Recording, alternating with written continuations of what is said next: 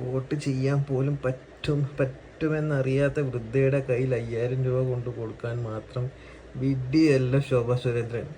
അപ്പോൾ വോട്ട് ചെയ്യാൻ പറ്റുമായിരുന്നെങ്കിൽ 5000 രൂപ കൊണ്ട് കൊടുക്കാൻ മാത്രം ബുദ്ധിയുള്ള ആളാണ് ശോഭാ സുരേന്ദ്രൻ എന്നാണ് മൂപ്പർ ഉദ്ദേശിക്കുന്നത് എന്ന്. ഇത്ര മണ്ടനായ ഒരാളാണോ ഒരു നിരീക്ഷകനായിട്ടൊക്കെ ഇരിക്കുന്നത്? ഇയാൾ വെറുതെ അല്ല BJP ജയിക്കാത്തത്. ഈ അമ്മ പറയുന്നില്ല, അങ്ങനെയാണ് പ്രശ്നമുണ്ട്.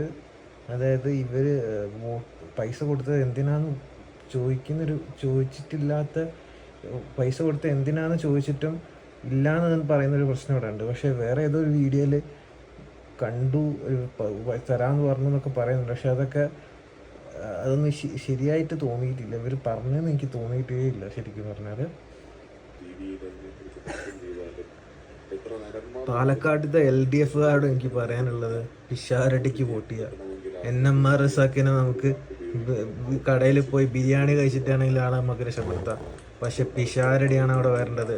കാരണം നിങ്ങളുടെ വോട്ട് നിങ്ങൾ LDFന് കൊടുത്താൽ പോലും LDF BJPക്കാർ ഇവിടെയൊക്കെ പൈസ കൊടുത്ത് സാരി കൊടുത്ത് ആൾക്കാരെ സെറ്റ് ചെയ്ത് വെച്ചിട്ടുണ്ട്.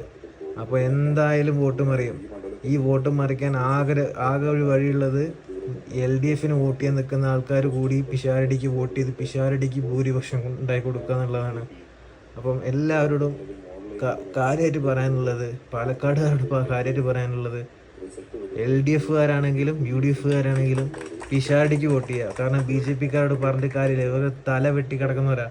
ഇവരൊന്നും അവരുടെ മതം കൂട്ടി പറയാണ്ട് ഹിന്ദുത്വം കൂട്ടി പറയാണ്ട് അവരുടെ തലയിൽ ഒന്നും കയറൂല.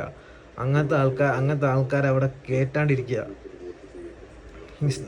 സെൻട്രൽ ഗവൺമെൻറ്റിൻ്റെ ഹെൽപ്പ് വേണം, മറ്റേത് വേണമെന്ന് പറഞ്ഞിട്ട് ആൾക്കാർ വരുന്നുണ്ടെങ്കിൽ അതിൻ്റെ ആവശ്യമൊന്നുമില്ല. സെൻട്രൽ ഗവൺമെൻറ്റിൻ്റെ ഹെൽപ്പ് ഇല്ലാണ്ട് തന്നെയാണ് കേരളം ഇത്രയും കാലം വളർന്നത്. കേരളത്തിന് വളരാനുള്ള സാധനങ്ങൾ സെൻട്രൽ ഗവൺമെൻറ് BJP ആണെങ്കിലും വേറെ ഏത് പാർട്ടിയാണെങ്കിലും തന്നേ പറ്റുള്ളൂ. അത് ചോദിച്ച് മേടിക്കാനുള്ള കഴിവുള്ള ലീഡേഴ്സ് ഇവിടെ തന്നെ ഉണ്ട്.